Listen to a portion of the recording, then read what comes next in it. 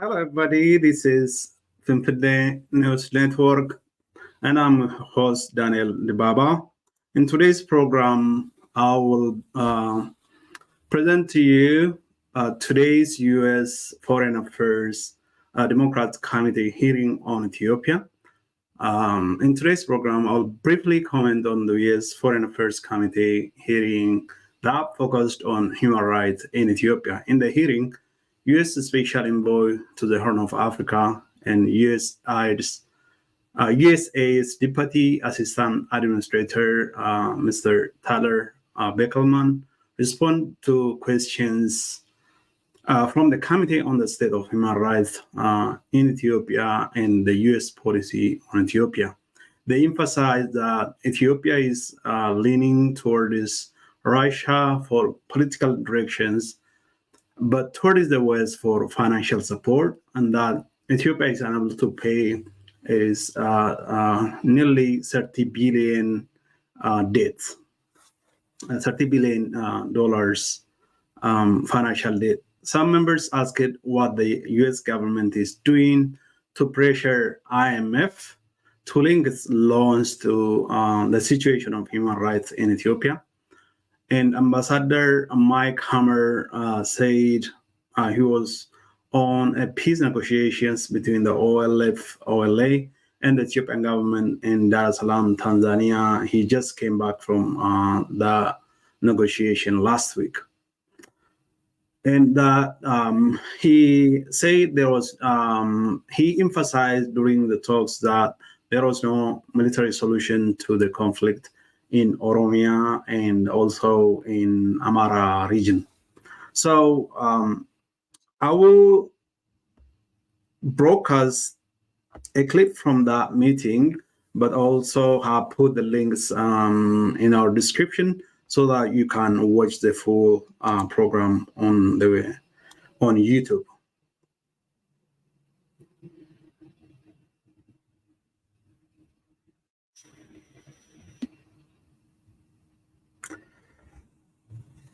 So we'll directly. Africa will come to order. The purpose of this hearing is to examine the current state of United States policy towards Ethiopia. The chair will also remind our guests today that peaceful protest is welcome in this House. However, violence or verbal outbursts will not be tolerated, as there are violations of House rules. I now recognize myself for an opening statement. A little over 1 year ago, there was widespread tension on the situation in Ethiopia.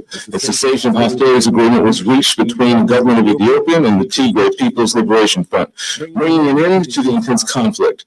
This hearing serves to examine the status of cessation of hostilities agreement implementation and more broadly the U.S.-Ethiopia bilateral relationship. A stable Ethiopia is good for the Horn of Africa and important to broader strategic U.S. interests in the region. However, I'm very concerned about Ethiopia's current trajectory and the direction of our policy. The high expectations that began in 2019, including awarding a Nobel Peace Prize to expand and deepen bilateral relationship with Ethiopia, can still be met.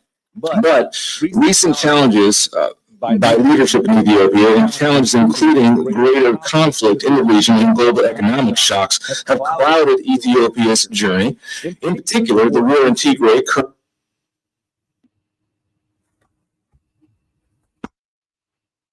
current conflict in Amara and Oromia, direct comments regarding Ethiopia's so-called existential right to port access and an increasing posture away from the United States has eroded some of the optimism in Ethiopia's democratic future and raised fundamental questions about Ethiopia's economic and long-term political stability. These conflicts and their aftershocks have exposed the deep divisions present in Ethiopian society.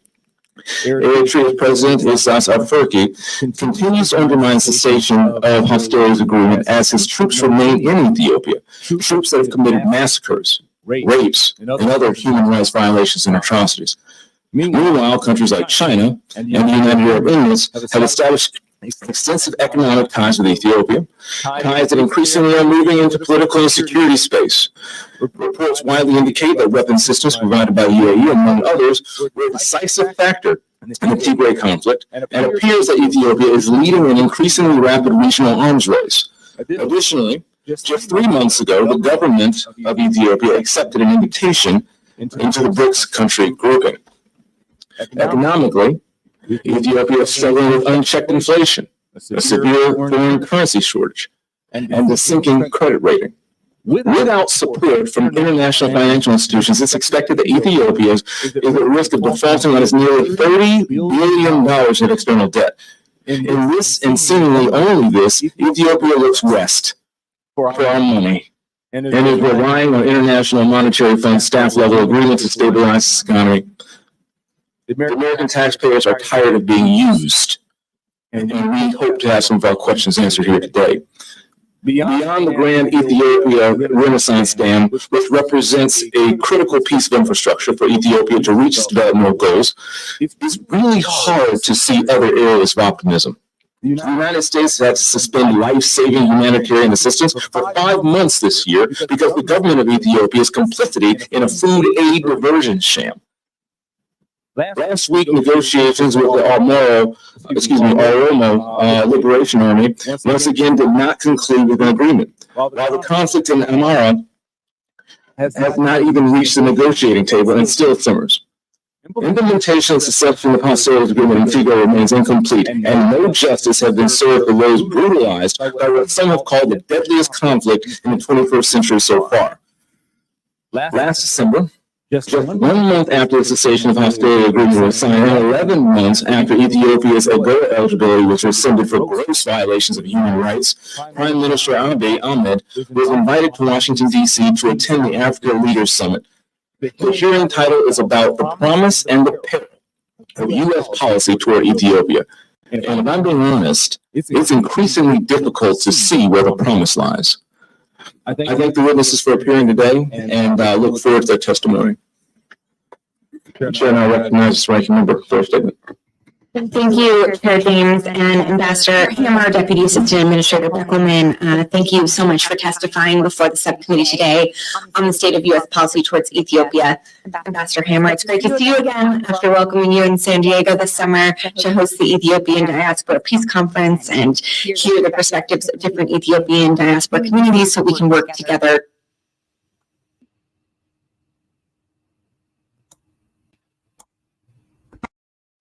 towards peace for the country and region. I have to admit, I wish we were in San Diego right now. I am cold, but I'm glad to see you again to further that conversation. I'm so proud to represent San Diego, a community that has a long history of welcoming migrants and refugees, including Ethiopians, with open arms. And San Diego is just a small portion of the United States' strong Ethiopian diaspora, which encompasses hundreds of thousands of immigrants who have close familial, social, and economic ties to Ethiopia, and makes up the second largest African immigrant group in the United States. This hearing is very timely. It's been over 1 year since the signing of the cessation of hostilities agreement in Pretoria between the government of Ethiopia and the Tigrayan People's Liberation Front. But we have continued to see ongoing human rights violations in Tigray and across the country, as well as spreading conflict in Amhara, Afar, and Oromia. The war in northern Ethiopia and ongoing conflict have triggered a massive refugee and displacement crisis, even setting a world record for displacements in a single year. We've also seen this disruption of crops and increase in food prices, causing millions in the country to rely on food aid, which was temporarily paused due to its diversion. I'm incredibly relieved that food assistance resumed earlier this month, and I commend USAID's work in securing important reforms to prevent diversion and ensure food reaches those in need. But it was clear when I traveled to Ethiopia in 2021, and it's even more clear today. Many challenges remain to create long-lasting peace, safety, and security. Following the signing of the cessation of hostilities agreement, the focus must now be on implementing the rest of the agreement in a thoughtful way, pursuing a credible and inclusive transitional justice process that guarantees accountability for war crimes and ongoing human rights violations, and addressing long-held grievances across the country through an inclusive and transparent national dialogue process to prevent another large-scale war. The United States must also urge all parties to pursue peace processes to address ongoing conflict in Amhara and Oromia. Addressing these root causes from a long-term conflict prevention perspective should be central to U.S. policy toward Ethiopia. And this will require high-level attention and prioritization from the United States and the international community, including cooperation from key regional actors with broad influence like the UAE and Turkey. Ethiopia represents the future of the African continent and is the second most populous African country. It has the potential to be a stabilizing force for the region and across the continent. As it experiences high inflation and economic stressors since the war, it is now more important than ever to invest in Ethiopia's long-term stability, which must include real accountability and reconciliation among Ethiopians. It's a key national security priority for the United States to keep its attention on Ethiopia and do everything we can to help secure a more promising future for Ethiopians. So I'm looking forward to hearing from you all about prospects for long-term peace and stability and how the United States can be best positioned to support Ethiopians in this pursuit, which will be critical for the region and the broader continent. Thank you. I go back.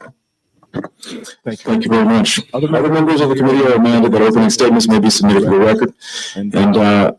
Echoing my ranking member's sentiments, I'm very, very pleased to have you here today. The Honorable Mike Hammer is Special Envoy to the Horn of Africa, Bureau of African Affairs, U.S. Department of State. Tyler Beckerman is Deputy Assistant Administrator, Bureau for Africa, U.S. Agency for International Development. I thank you again each for being here today. Your full statements will be made a part of the record, and I'll ask each of you to please keep your spoken remarks to about 5 minutes in order to allow for more questions. I now recognize Mr. Hammer for his opening statement. Good to see you again, sir. Good to see you, Chairman James, Ranking Member Jacobs. It is a pleasure to see you both again. And I welcome the opportunity to discuss U.S. policy and interests in Ethiopia and the Horn of Africa with you and the distinguished members of the subcommittee, as well as other members who have come here today because of their interest in Ethiopia. I also want to recognize the Ethiopian diaspora, which is extremely active and which, of course, cares very deeply about events in Ethiopia. Ethiopia, as you have said, Mr. Chairman, is a strategically important country. The Biden-Harris administration is committed to working to promote peace, democracy, and economic development for the benefit of all Ethiopians, the broader region, as well as the American people. Our long-term goal is to support policies and reforms that will enable greater partnership between our two countries. During my tenure as Special Envoy, the administration has focused on bringing an end to conflicts in Ethiopia and reducing tensions around the filling operation of the Grand Ethiopian Renaissance Dam, otherwise known as GERD. Following the November 2022 Cessation of Hostilities Agreement, the COHA, between the government of Ethiopia and the Tigray People's Liberation Front, we have been focused on the agreement's implementation while impressing upon the Ethiopian government the importance of dialogue and negotiation as a path to resolving ongoing violence in Oromia and Amhara. And we regularly engage with Ethiopian diaspora to explain U.S. policy, encourage civil discourse, and foster reconciliation among all ethnicities and regions. As we pursue these policies with our colleagues at USAID and the interagency, we absolutely prioritize our responsibility to U.S. taxpayers. In Pretoria, I was proud to represent the United States as an active observer in the African Union facilitate talks that led to the COHA. Within 48 hours of the signing, it silenced the guns and ended a horrific two-year war that killed hundreds of thousands and caused untold suffering, including from horrific acts, sexual and gender-based violence. Since its signing, the United States has supported efforts to implement all aspects of the COHA, among them transitional justice, accountability, protection of civilians, and respect for human rights, including by funding of international human rights observers. As Secretary Blinken said during his visit this last March, to avoid future conflicts arising from past grievances, it is important, essential, to account for the war crimes, crimes against humanity, and other human rights abuses and violations committed in the context of Ethiopia's conflicts. Shortly after his visit, the Secretary announced his determination that all sides have committed horrific atrocities in the northern conflict, and that ensuring accountability will be a key element of our policy towards Ethiopia. As part of our commitment to accountability, the State Department has supported the work of the Transitional Justice Working Group of Experts, an independent body with a nationwide mandate. This working group held 60 consultations throughout Ethiopia to gather views from affected communities on the desire for justice, truth, reparations, and institutional reform. We look forward to the working group's recommendations, and we will work with the Ethiopian government, civil society, and the victims including survivors of the conflict-related sexual violence on their implementation on the implementation of their recommendations. Over the last year, we have seen significant progress. For example, independent monitors have reported a dramatic decrease in human rights violations and abuses in Tigray. However, much more needs to be done. Eritrean forces have not fully withdrawn from Ethiopia. Disarmament, demobilization, and reintegration, DDR, of the Tigrayan forces is lagging, and the status of contested areas remains unresolved. Therefore, implementation of COHAP remains a work in progress. And we are deeply concerned about the ongoing violence in Amhara and Oromia. There have been credible reports of gross violations of human rights, significant loss of life, and severe economic disruption. We have urged all actors to refrain from violence and hate speech and to protect civilians, and we have offered to support or participate in mediation efforts. In fact, I returned this last week from Dar es Salaam, Tanzania, where the U.S. participated in talks between the Ethiopian government and the Oromo Liberation Army. We reiterated to all involved that there are no military solutions to the complex challenges posed by these situations. Compounding these challenges, Ethiopia is also confronting macroeconomic pressures. Foreign exchange reserves are at the lowest in 2 decades. Inflation has averaged over around 30% for the last 2 years. So the IMF is in discussions with the government of Ethiopia over concerns about the state of the economy. Regarding the GERD, we are encouraged that there are diplomatic negotiations underway between the parties, and the United States remains actively diplomatically engaged to support those parties in achieving an agreement that benefits Egypt, Ethiopia, Sudan, as well as the region writ large. In closing, let me reiterate my appreciation to this committee for your commitment and counsel. Rest assured that we are clear-eyed about the challenges in Ethiopia as we work to support an Ethiopia that is more peaceful and prosperous, one in which the United States and Ethiopia can benefit from a strong partnership. Thank you, and I look forward to your insights, recommendations, and to answering your questions. Thank you, Mr. Hammer. I now recognize Mr. Beckelman for his opening statement.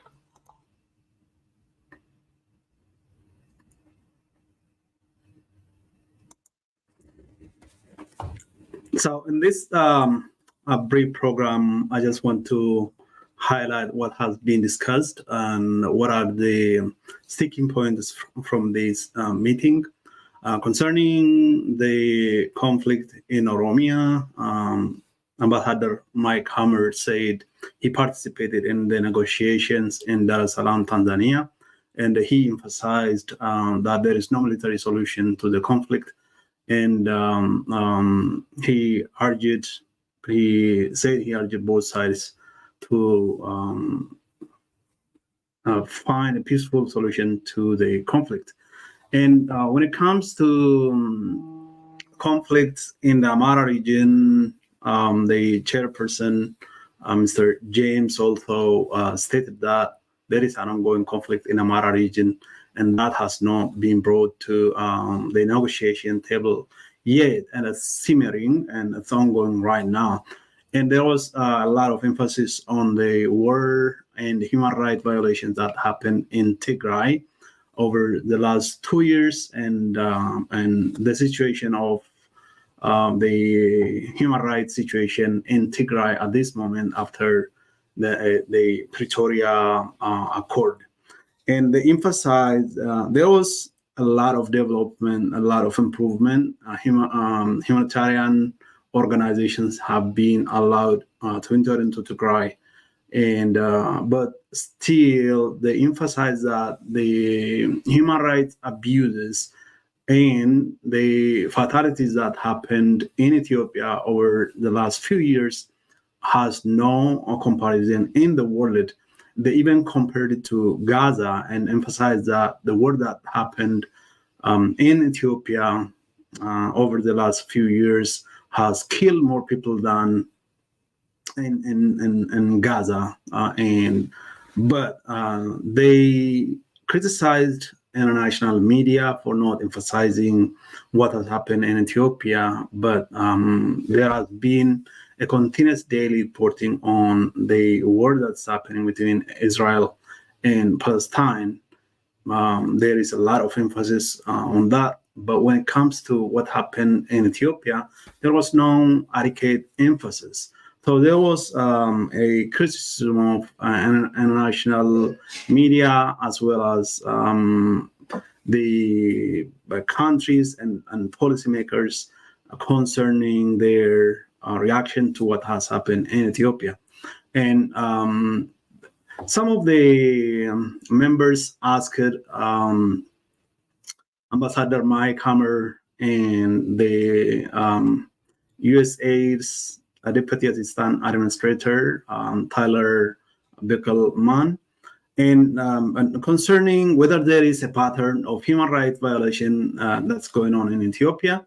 And Ambassador Mike Hammer said, we are still investigating and we can't at this moment say there is a pattern. And based on my view of what is happening in Ethiopia, especially in Oromia, there is obviously there is a pattern of human rights violations. All political opponents are almost detained or they are killed. People are indiscriminately being killed in Oromia state. And this is an ongoing and very clear pattern of human rights violations. There is no tolerance, political tolerance of perceived opponents when it comes to the Ethiopian government, and almost the political opponents or perceived political opponents are targeted and extrajudicially executed. A number of notable people have been killed in the central area, in the capital, as well as in Adama, for example. A judge was killed, and a number of Oromo political activists and those people who are perceived by the Ethiopian government as its opponents have been jailed and taken out of jails and executed by the Ethiopian military. And this has been a very clear and consistent pattern of human rights violations targeted against the Oromos, especially those who are perceived to be members of or supporters of the Oromo Liberation Front and members and supporters of or sympathizers of the Oromo Liberation Front, Oromo Liberation Army. So I don't know whether the U.S. Foreign Committee is just hesitant not to define the human rights violations in Ethiopia as a clear pattern of human rights violation, and I don't know what criteria they are using to categorize it as a clear pattern of human rights violation. That is one of the takes, or I was intrigued by why they have not defined it as a clear human right, a clear pattern of human rights violation. And they discussed a number of things, including the Ethiopian government's use of drone to kill citizens. The Abiy Ahmed has said that they are signing on every assassination, every murder of Ethiopians using the drones, and he and other high-ranking members of the Ethiopian government are behind all the drone attack in Oromia and elsewhere. The drone attack has not been limited to the war that happened between the Ethiopian government and the TPLF. The drone attack is consistently being taking place in Oromia. The Ethiopian government had brutally murdered people in the market, in Mandi, in Bila. Students have been assassinated. Students have been massacred in Bila, and in several zones, in several districts in central Oromia, in Shawa, in Meta-Walqixxe, in Adabarga, in Kamise, and other parts of central Oromia. The Ethiopian government has, of course, as Abiy said, and it was reported today by Ethio forum that Abiy Ahmed said he has been watching and all the killings and has been signing for every assassination or every drone attack on their targets. The government and his government is signing, and Abiy Ahmed said they are signing. And the drone attack is consistently taking place. And just last week, a few weeks ago, when the negotiation was taking place in Dar es Salaam, Tanzania, the Ethiopian government tried to intensify its military operations against the OLA. And after its lose and was defeated, and his forces were defeated and pushed out of Bedele, the government conducted an aerial attack using drones, killing over 20 children, mostly school children. And so at this moment, the Ethiopian government is conducting drone attack on Oromo civilians, and Abiy has stated that he has been signing on this, and he's behind all this military attack and aerial attacks, especially using drones and military aircraft. And so the U.S. government has to investigate what type of military operations the Ethiopian government is conducting using the drones that is buying from Turkey and United Arab Emirates, and have come up with some policy and pressure those governments not to continue to sell drones to Ethiopia that the Ethiopian government is using to target civilians. And that's my say. You can watch the whole program, the whole hearing. A lot of members of the committee and other invited guests were speaking and asking questions, and Ambassador Mike and Mr. Tyler Beckelman were responding to questions from the members of the committee. Basically, the U.S. policy at this point is like they are not happy with where the Ethiopia is heading, and not only the human rights, its inclination towards Russia, and especially for political direction and alliance with China is at this moment causing the U.S. to question about the Ethiopian government, and also the human rights, especially the focus is on Tigray, but also Oromia and Amara region have been the hot topics of the today's hearing. And it doesn't look like the U.S. has enough information about the human rights violation that is going on, especially in Oromia and in Amara regions. And the focus was, for some of them, the focus was Amara. For others, they balanced it, and they were eager to hear what is going on in Oromia in terms of the human rights violations. Personally, when I look back at the war that took place between the Ethiopian government and the Tigray People Liberation Front and sexual violence that took place against women, now a number of them, thousands of them, are said to have given birth to, pregnancies that took place when the enemy sexually abuse or rape the woman. Some of them have husband, and they are a very bad situation. And imagine that happened to you or family member, and how do you view the child? This child is the child of an enemy that was, conceived during a rape. All the trauma that the woman endured this situation, and then how do they bring this kid? Can they consider the kid, the child, to be their own? And so the trauma is multifaceted. The woman experienced some form of trauma because of the rape, because of the experience, and it happened by an enemy force.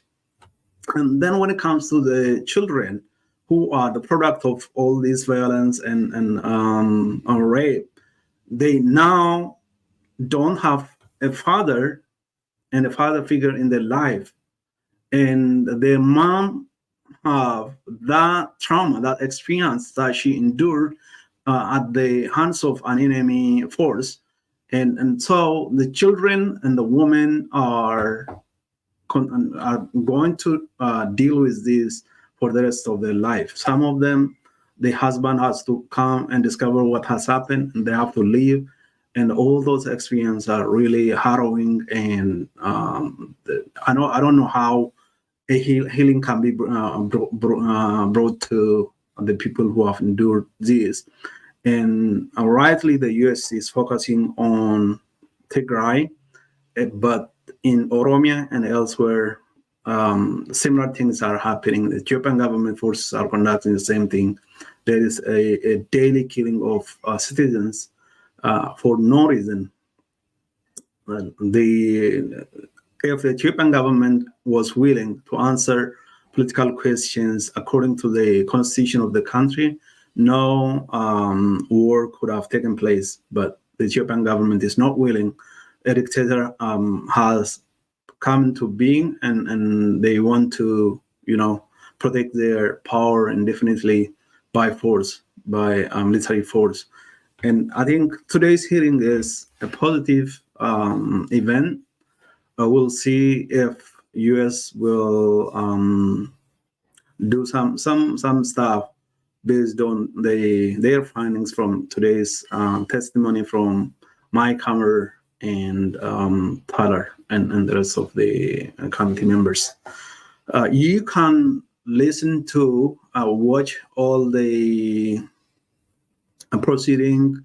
Go to the U.S. Foreign Affairs Committee, Democrats, and we have included the links to the full content in our today's program. Thank you for watching. This has been Pimpine News Network, and I'm your host, Daniel Debaba.